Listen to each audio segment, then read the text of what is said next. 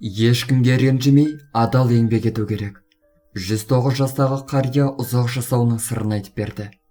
109 жастағы Қамида Несипова Батыс Қазақстан облысы Жетікөл ауылындағы ағаш тоғай атты қырда тұрады.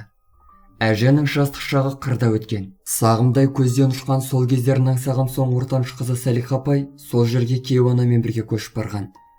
Әженің өзі дәл осы қырда 1959 жылы отбасымен балшықтан тас соғып 4 бөлмелі үй соққан екен.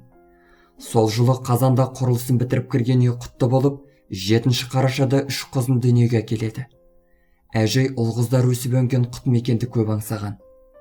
Ана арманын орындауға асыққан кіші ұлы 1959 жылы ескі үйдің орнына қоралар мен жаңа үй салып берген. Бүгінде ғасырдан аса өмір сүрген қария ортаншы қызымен бірге қасиетті қара шаңырақта өмір сүріп жатыр. Қамида Балтемен қызы Гурьев облысының Махамбет ауданында 1914 жылы 1 қаңтарда дүниеге келген. Ол 1 жасында әкесінен, 4 жасында анасынан айырылған. Өзінен 8 жас үлкен әпкесімен екеуі жетімдіктің азабын тартып, жоқшылық пен аштықты көріп өскен.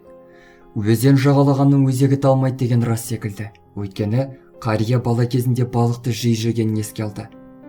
Ерте жастан еңбекке араласқан қайсар қыз сол кездегі Орал облысы Орал ауданында өз бақытын табады.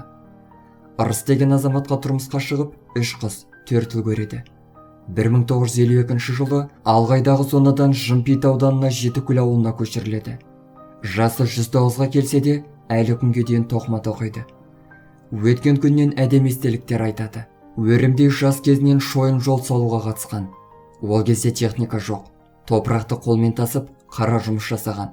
Апа жездесі жылқы бағып, анамыз да солармен бірге тұрған. Ол кезде су ішпейміз, тек қымыз ішетінбіз дейді ол. Ол кезде адамдар уылдырықтың қадірін білмеген бе, қызыл балықтың өзін алып, уылдырығын қалдырып кетеді екен. Анамыз уылдырық көп жеген жас күнде. Осының бәрі денсаулыққа әсер еткен болуы мүмкін. Аллаға шүкір, өзі жүріп, өзі тұрады. Бізге еш салмағы жоқ. Анамыздың ортамызда отырғанның өзі бізге күш береді дейді әженің ортаншы қызы Салиха апай. Қамида әжейдің 3 қыз, 4 ұлынан тараған немере жиендері, шөберелері баршылық. Соңынан өрген саналы ұрпағы әженің бар қалауын орындайды.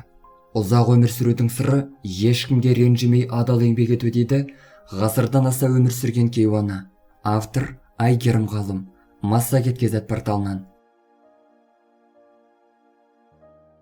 Достар, біздің каналға жазылып, лайк басуды ұмытпаңыздар. Келесі шығарылымдар тек қана сіздер үшін.